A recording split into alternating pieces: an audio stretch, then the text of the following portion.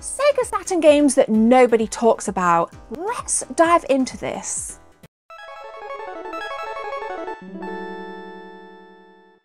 The Sega Saturn console is incredibly underrated. It was completely eclipsed by the PlayStation 1 back in the 90s, and I don't think it got the marketing that it deserved, it didn't get the shelf time that it deserved, and it certainly didn't get the love from gamers that it deserved. But what it does have is an incredible library of not just RPGs, but many racing games and just general games of first-person shooters that everybody knew and loved. And today I want to honour the Sega Saturn to the best of my ability and talk about games that not many people reference on the Sega Saturn. Now there will of course be some cross-referencing from the PlayStation 1, because for me personally, I cannot talk or think about the Sega Saturn without thinking about the PlayStation 1. So you will see some crossover here, but I hope you get comfy and I hope you do enjoy this Sega Saturn episode. We've got the blue lights in the back, and in Monday's video we talked about the brand new games that were announced by Sega with the legacy IP, so be sure to go and check that out as well.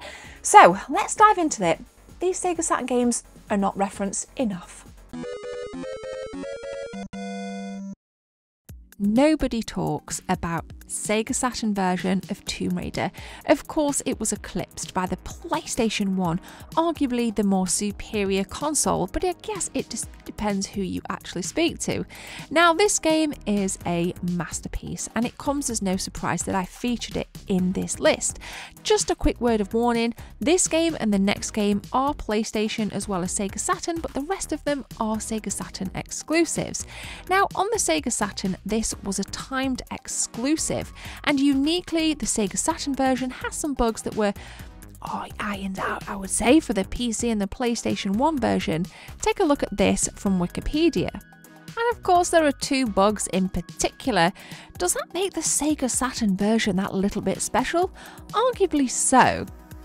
Now, Sega Saturn aside, Lara Croft means many different things to many different people. For me, she made it okay for girls to play video games back in 1996. It wasn't cool, but when Lara Croft landed on the Sega Saturn and the PlayStation, all of a sudden, females in gaming started to become a talking point in schools. So for me personally, she helped me venture into my admittance of being able to play and love video games along with my peer group. I absolutely love this game, and I've played it through twice and completed it on the Sega Saturn. I've completed it on my PlayStation as well, actually completed it on stream, and it's a thoroughly enjoyable, albeit very difficult experience, especially with the last 3 levels. So why don't we talk about Tomb Raider on the Sega Saturn? What do you think? Let's make some more noise about it, shall we? Another classic, Resident Evil. Yes, I first played it on the PlayStation 1, but we had a Sega Saturn release, let's not forget. Now, call me crazy, but I actually think this looks pretty damn fine for the Sega Saturn. The polygons look a little bit smoother, but maybe that's just me and my beady little brown eyes. Nonetheless, let's not forget that this beautiful masterpiece was a Sega Saturn title too. Baku Baku is one of the Sega Saturn's finest arcade games.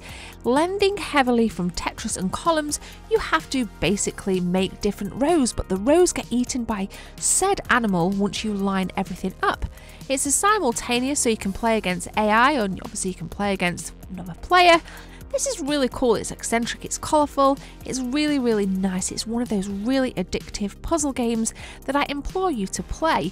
And it's not too bad of a price either. You can pick this up anywhere between £30 to £60 depending on condition. Congo the movie, The Lost City of Zinch. Yes, I know. But anyway, check out these really cool cutscenes. And when you actually dive into the gameplay, you will see that it is a pretty boxy first-person shooter. Now, this unfortunately didn't get very good reviews on the Sega Saturn, but it's actually quite a lot of fun to play, and if you're into your first-person shooters and you want to try something that's out of the realms of Doom or Quake, then this is actually not a bad one to sample. I really loved the minimap back in the day, just leaving that trail of exactly where you'd been. It really did help to know that you weren't kind of double backing on yourself. But nonetheless, this is a pretty decent game, and you don't see it that often at the gaming market, so it's quite obscure to pick up as well. So keep your eyes peeled, guys. This is Congo, the movie, the Lost City of Zinch on the good old Sega Saturn. So the PlayStation 1 had International Track and Field, but the Sega Saturn had Athlete Kings. This is a vibrant arcade game with many different events to compete in, such as the classic 100 meters, long jump, pole vault, javelin, and much, much more. Timing is of the essence here, but I'm not quite sure what's going on with the ass cheeks of this particular character here. Anyway, nonetheless, they say sex sells, right? Well, it didn't really sell this game very well, but I can assure you in 2023, you'll actually have a lot of fun.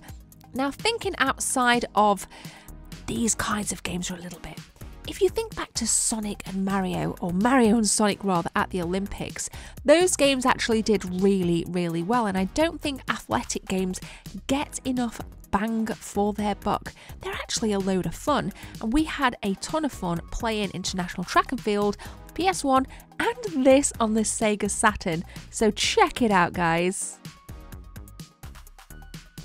Manx Superbike TT was developed for the Sega Saturn by Sega AM3, Sega AM4 and Tantalus Interactive. It's a bit of a partnership. It was ported over to Microsoft Windows by Psygnosis, the classic team behind the likes of Destruction Derby. But Destruction Derby this isn't. Well, I don't know, actually it's pretty zany because you can race on a goat here, guys. That's right, it's pretty crazy, just like Destruction Derby, but the aim and premise is simple. Win the race, you race against 8 players, it's a load of fun, and where Sega Rally and things like that really took precedent on the Saturn, give this a go. Astal or Astal is up next. For those watching it in Europe, you won't recognise this because unfortunately we didn't get a release. This was released in Japan and North America. Now for me, it very much looks like Rayman. It's got that really nice vibrant colour palette, but I think this has a little bit more of a finesse. I think it just looks incredibly fluid. There's a gorgeous fore, mid and background going on. It just feels and looks stunning, but be prepared to pay a pretty penny for this. Even in Japan, if you get it off the Japanese sites, not only is it difficult to find, but you can expect to pay up to £100. So dig deep, and if you're into your 2D platformers, I think you're really going to enjoy this, especially if you enjoy the likes of Rayman and Abe's Odyssey and such, back on, you guessed it, their PlayStation 1. So check it out, this is Astal. Bug, with an exclamation point. This is a gorgeous looking 3D platform game for the Sega Saturn, and it's that classic platform element that makes this so addictive, but in places it kind of reminds me of Cooler World, where you're navigating along the very narrow platforms and the levels twist and turn just as it did in Cooler World. But anyway, I digress. Look how beautiful this looks, look how eccentric it looks, look how nice the graphics and the polygons shimmer just to give it that flipping amazingly gorgeous effect. Even the zoom in and the zoom out, everything felt right about this, and it blows my mind that not many people talk about it. It's another one of those overlooked yet expensive titles, so check it out. I was fortunate enough to secure an NTSC copy, and thankfully I have a region-free Sega Saturn, otherwise it would be pointless. Another massively underrated and expensive title is Mr. Bones. This is an action platform game that varies eclectically in its nature. The level designs are very, very different, even down to the skeleton. At times, Mr. Bones himself can be partially complete or fully complete, as seen here. Again, I think the foreground especially looks absolutely beautiful, making the game a little bit tricky to see the character in times. Some of the bosses look absolutely fantastic, and check out this swimming level. Dig deep again because you can expect to pay over 200 quid. Golden Axe the Jewel was an arcade game before it was ported to the Sega Saturn, and critics praised this for its like-for-like arcade port. Now, in a world full of, again, Mortal Kombat, Street Fighter 2, etc., it is nice to see a fighting game outside of those two IPs. This does look a little bit rough around the edges in terms of its frame rate, but there's no denying its beauty. As a fan of Golden Axe, I think this is definitely one that's going to be added to my library. I need a few seconds of your time to tell you about channel memberships. If you guys want to become a channel member, click join from the main page or the second link in the description. There are 3 tiers, all with different perks for you if you want to become a team member. Thanks for your time. Let's continue with the video. Totally random, I know, especially talking about Tomb Raider and Resident Evil. Both games, when you think about them, are synonymous on the PlayStation 1, but let's not forget that Tomb Raider was actually released on the Sega Saturn before it hit the PlayStation 1, and there is this beautiful box variant that I would love to own. It's incredibly rare. It is the Tomb Raider box variant for the Sega Saturn, and it's just not fair that Lara Croft is not thought about enough on the Sega Saturn, and that baffles my mind. When I've been to Tomb Raider events, people are getting things signed. Everything is signed on the PlayStation 1. Nobody ever gets anything signed from the Sega Saturn. It really does baffle me, but next time I meet the core development team, I'm getting my bloody copy of Tomb Raider signed on the Sega Saturn.